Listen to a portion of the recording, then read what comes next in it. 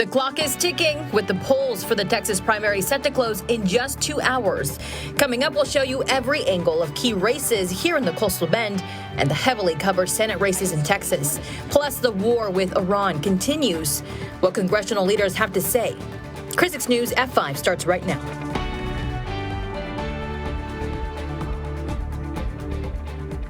Thank you for joining us. I'm Clara Benitez Cortez. It's election night in Texas with record-breaking turnout expected. Suzanne Stevens is live from the south side at one of the most popular polling centers in Nueces County. Suzanne, how has the turnout been there so far? Hi, Clara. Voters continue filing in here at the Deaf and Hard of Hearing Center, a location known for heavy voter turnout.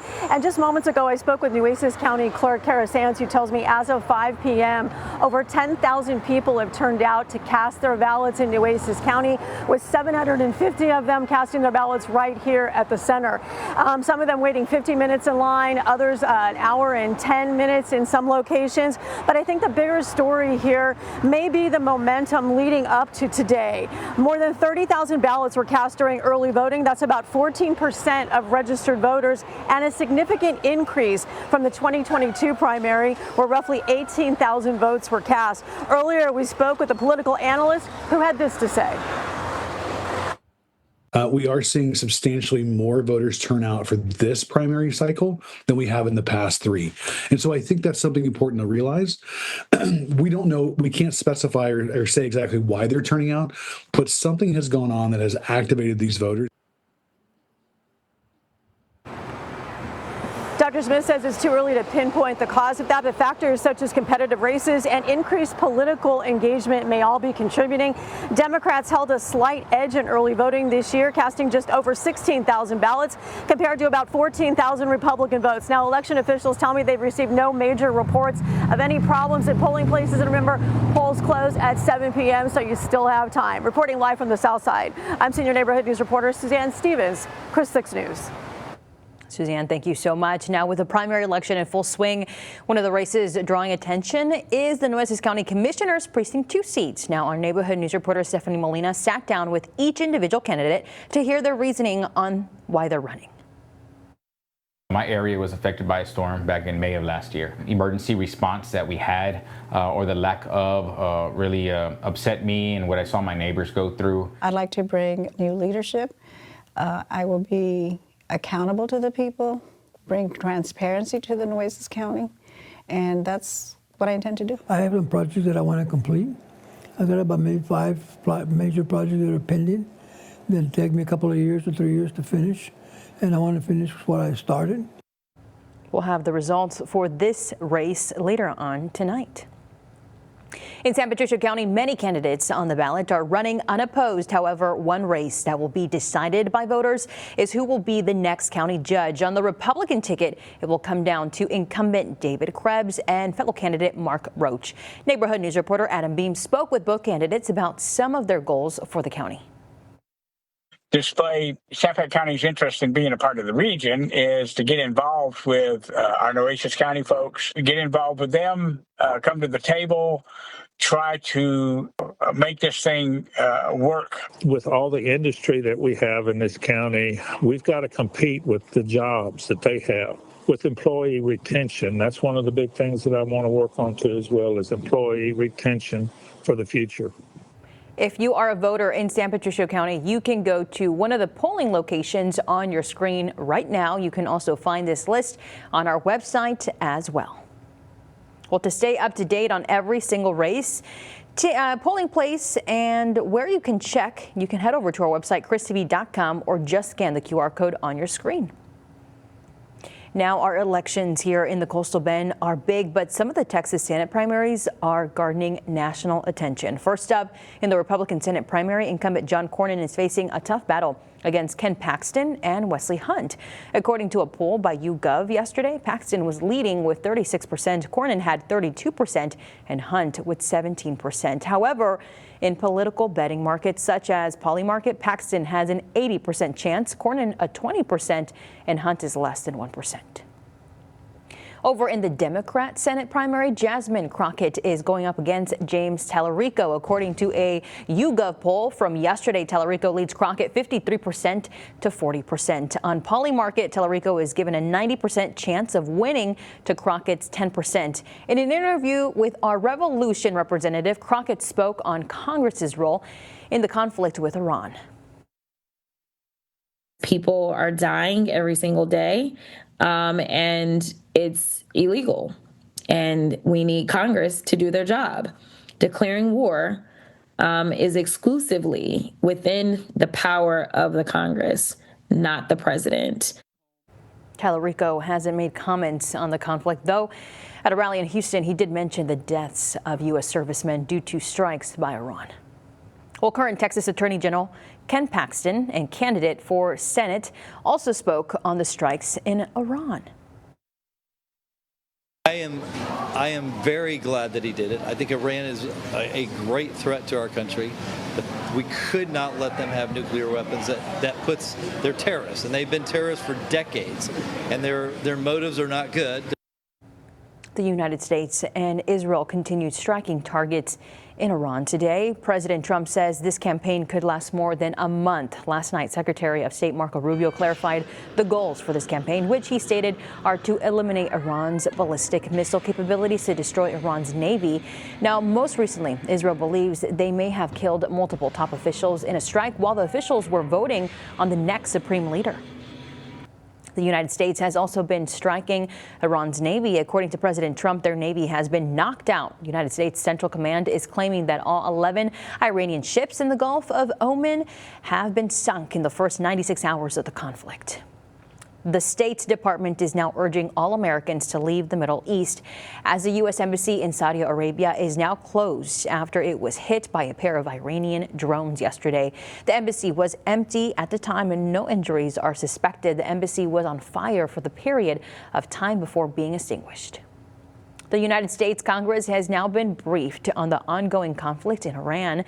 The first ones to be briefed were the Gang of Eight, which is leadership in Congress, and leaders of the Intelligence Committee. Their reactions were mixed. Look, a whole lot of questions were asked. I found their answers completely and totally insufficient. In fact, at least to me, that briefing raised many more questions than it answered. They gave us operational details. They gave us the rationale for what was done. And I was very satisfied with the briefing. Well, the Department of Homeland Security Secretary Kristi Noem was questioned by the Senate Oversight Committee earlier today when asked about the department's enforcement strategy and how DHS chose to enforce immigration. Here is what Secretary Noem had to say. We enforce the law, the laws that are passed by this body and signed into statute on the process for individuals that are in this country illegally that have final removal orders in the process given in immigration law. We continue to follow that. And if you don't like the law, I would suggest you change the law. But that is what we do every single day. No one was also asked about their agency arresting DACA recipients. She again said they just enforced the law. A third person has died as a result of the shooting at a bar on 6th Street in Austin early Sunday morning. Police are still investigating why 53-year-old Nadigna Diagni, who's originally from Senegal before becoming a naturalized citizen in the United States, opened fire. But it is being investigated by the FBI as an act of terrorism with possible links to the conflict in Iran. Now, gas prices are on the rise here in Corpus Christi, with AAA reporting that prices rose 11 cents overnight. This could be partially due to Iran claiming to have closed the Strait of Hormuz. Roughly 20% of the world's oil flows through the Strait of Hormuz each day. The stock market took a plunge today after originally dropping 2.5 points or $1,200 earlier this morning. The Dow Jones was able to recover some today. It finished down 0.83% or 400 points at the end of the day. Experts say this is over uncertainty for the length of Iran's conflict. Well, now it's been a picture-perfect day up in the skies. But how long will this great weather last? That question we go ahead and ask our chief meteorologist, Stephanie Lauber. Well, it's great weather as long as you don't mind the wind blowing you around. Boy, have we seen those disrespectful winds in full force today. I wanted to give you the view from our studios here in downtown Corpus Christi. Check it out, those beautiful Texas flags. Boy, they don't have any trouble showing those lovely colors today because we have more than a breeze. We've got 30 miles per hour worth of breeze out there, and you might be playing a little bit of a tug-of-war game for the ride home. But wind isn't the only major feature we're watching in the forecast. It is going to be breezy as we go through the next several days, but we're hoping that we can change this sunshine and get some liquid sunshine out of it. We're talking about rainfall. None of that, of course, right now, but I'm sure you feel the water in the air you can wear, making temperatures in those middle to upper 80s feel all the more summer-like. So I'm going to be timing out when you might expect a few showers coming to your neighborhood, coming up in your full forecast in just a few minutes. Neighbors were looking to the skies this morning. We'll share why next. You're watching Chris 6, part of the Scripps News Group. Well, college is expensive, but for many veterans and their families, it doesn't have to be. And a local group is helping those who serve cash in on benefits they've already earned. Now, Chris 6 Sunrise anchor Michelle Hoffman sat down with the chairman of the Corpus Christi Mayor's Committee for Veteran Affairs. He says the group is hosting an international or informational event focused on veterans education benefits, breaking down the steps and explaining exactly where to start. Now, it's on Saturday, March 14th from 9 a.m. to noon at the VFW post on Air Street. Well, the moon turned red early this morning. A lunar eclipse caused a blood moon. Now, during a lunar eclipse, the moon doesn't go completely dark. Instead, it just turns into a reddish orange color. This is caused by the Earth passing between the sun and the moon.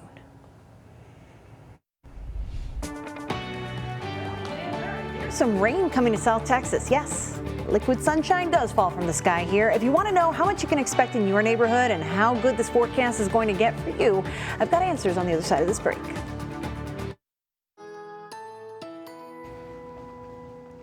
Hey there, happy Tuesday. The beautiful view over downtown Corpus Christi, looking sunny, bright, a little bit of that haze on the horizon. That's the humidity, the air you can wear that I'm sure you have been feeling for a couple of days now, and it just keeps getting juicier out there. That's a good thing because that helps to support the range that I have in the forecast here. So we're not complaining. It is a little summer-like for the beginning of March, but hey, we'll take it. Definitely better than the alternative, which would be very dry. We don't need any more of that, right? So while we're spending time outdoors, you're probably getting blown around by all of these disrespectful winds. They're coming from that warm and humid direction, though, south-southeast. And so winds are sustained at the airport. 28 miles per hour right now. That's not gusting. We've seen gusts above 30 miles per hour. And as we head through tomorrow and through the weekend, that's likely going to be around 40 miles per hour. So we're going to get much windier heading through the tail end of the week. But yeah, these gusts may come down a little bit overnight, but breezy conditions are going to last. So whatever day your trash day is this week, good luck. Bring it inside ASAP. The temperatures will stay warm as we head through the next couple of days. As rain chances start to become a more prominent part of the forecast, that's where our temperatures will come down a little bit. The rain is going to have to cool things down for us. But yeah, it's nice to see a couple of rainy icons in my 7-day forecast. So I'm very excited to break down what we know so far. First, let's take a look with the Chris 6 Neighborhood Weather Network to show how our winds are doing right now. This is all that humid south-southeast flow, and it's helping to usher in more moisture. So across parts of the Bay Area, we're seeing a range of about 15 to 25 miles per hour for that strongest wind, the peak wind of the day. Along the south side, it's been a little more consistent, near 20 miles per hour. Out in the Bluff, we've seen those same peak wind gusts around 20 miles per hour as well. Taking things over to Kingsville now, it's been a solid 20 to 25, 22 off Bishop Badger Meadowbrook, 20 off Southwest Kingsville, and heading up into Live Oak County. Yeah, we've continued to see wind gusts peaking around, or sustained winds peaking around 20 to 25 miles per hour in some cases near Lake Corpus Christi. It's been a little on the stronger side. So all of this is good because it helps to bring the water off the Gulf that we need in the air so that when low pressure is nearby to tap into it, we have plenty to work with. But it is a bit inconvenient. I call them disrespectful winds because that's what they do. They blow things around. They make you play tug of war with the steering wheel. And again, trash day gets a little more difficult when we have strong winds like this. That will not let up anytime soon, though I think heading from Saturday into Sunday is when we'll see the winds dial back a little bit. we are expecting a couple days of rainfall, and a lot of you commented on Facebook that you're skeptical we will really see much impact with our drought situation from it. But that's the first step. We have to wipe a lot of color off of this map. Last week's drought monitor gave us this update with areas of exceptional drought across the coastal bend, and even today we continue to add to our rainfall deficit because we haven't seen any. So for the month of March, by March 3rd, we're about a quarter inch under for our rainfall. For the year, this is headed toward a 3-inch rainfall deficit. Not great, but here's that area of low pressure we have been keeping an eye on upstairs in the atmosphere, upper level low pressure. You see the beginning of this dip.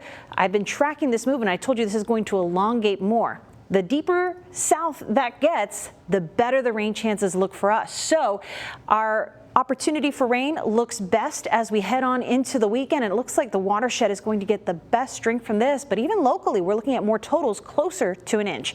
So here's a look at the next 7 days. Dust off those umbrellas. Corpus Christi City Council has approved new food establishment fees, including a reinspection fee that will rise up to 300%. I'm your Westside Neighborhood News reporter Jada Jenkins talking to the owner of Barbecue Man, who says these inspection costs are just about keeping businesses accountable and your food safe. City Council documents show the reinspection fee will increase from $50 to $200, and that the city adopted the maximum allowable fees under state law to recover the cost of administering the program. I admit, when I first looked into this, I thought the feeling in the air was these fees were too high for restaurants. Until I talked to Matthew DeShields, the owner of the Barbecue Man restaurant and chair of the Coastal Bend chapter of the Texas Restaurant Association, who wrote a letter thanking Dr. Anita Curion and the health department for working with local restaurants. And they raised the fees to the maximum. And whenever that came out, we said, hey, we need to sit down and look this over because this isn't feasible for restaurants. DeShields says after sitting down with the health department and reviewing Senate Bill 1008, restaurant owners learned state law now caps how much cities can charge for food permits and inspections, while still allowing reinspection fees. The Senate Bill 1008 came out and eliminated the double fees. So now you're just paying the one fee to the state. Annual permit fees will also see small increases depending on the number of employees. But DeShields says most restaurants won't feel a major impact unless they continue to fail inspections. Health and safety of the public is being taken seriously. He says about a dozen restaurant owners, including major businesses across town, like Doc's Seafood and Brewster Street, met with Dr. Curion to help with the final decision. Kind of came to agreement like, hey, this will work. The new fees took effect March 2nd. DeShields says restaurants and the health department need to continue working together to keep the community safe and well-fed. On the West Side, I'm your neighborhood news reporter, Jada Jenkins, KRIS 6 News. All right, Jada, thank you so much. Now, one group is trying to inform Americans about chemicals in their foods. According to an investigation by the Environmental Working Group, more than 100 substances of unknown safety were found in food, drinks, and supplements. The problem was with ingredients that were listed as generally recognized as safe. However, there is no governing body determining what is safe, so these decisions are left up to the manufacturer. Starbucks has now released their lineup for this spring. The lineup featuring chai, ube, lavender, and coconut flavored drinks launched today. In addition to the new choices, Starbucks is also bringing back its iced lavender cream matcha. Later this spring, Starbucks will unveil its new iced mango cream matcha. It is unknown how long these items will last. It's National Pancake Day and in the United States, and to celebrate, IHOP is doing something special for everyone. Now, the Pancake Joint is offering free short stack of pancakes for National Pancake Day with no additional purchase required. Now, this will only last until 8 p.m. tonight. There are some disclaimers, though, as this is dine-in only with no substitutions. It's not valid with other promotions or discounts, and tax and gratuity are excluded. A phone for pets. I'll show you the futuristic creation when we come back. You're watching KRIS 6, part of the Scripps News Group. Well, there's a new king at the top of the App Store. Claude, the artificial intelligence app, is now the most downloaded app on the App Store. This comes just after the Pentagon blacklisted Anthropic, which makes Claude. That's because the company refused to agree to allow the Pentagon to use the tools for autonomous weapons or the surveillance of U.S. citizens. Now, a phone for pets, that's what one company says they've made. It features a collar-mounted smartphone for pets with two-way voice interaction and behavior recognition, which features aimed at helping anxious owners. Now, the device detects actions such as barking or agitation and will alert the owners, letting them speak to their pets. It also features health tracking and a GPS. Kind of interesting that you can now afford 5 of those, I'm sure. I know. You have 5 animals in your house. I have 1. It would be cool, though. Can you imagine them calling us here in the middle of the newscast, like, not now, Cooper, not now. Exactly. But I'm sure they want to constantly communicate with us, but their adventures would be pretty cool. What do you do while we're at work? We want to know. Well, you know what? We are going to be focusing on some very positive changes in the forecast here. We're looking at some rain, and some of that may come in the form of thunderstorms. So make sure you've got a plan here so your furry friend can deal with an unfamiliar sound, which is rainfall, and maybe even a little thunder. Now, rainfall totals are looking better for us here across our neighborhoods. Locally in the coastal bend, they're still looking very good, all things considered. In the watershed, not quite as awesome, but overall, very excited to have solid rain chances in the forecast. All righty, everybody, thank you so much for watching Chris 6 News. We will continue to have all your election coverage tonight at 6.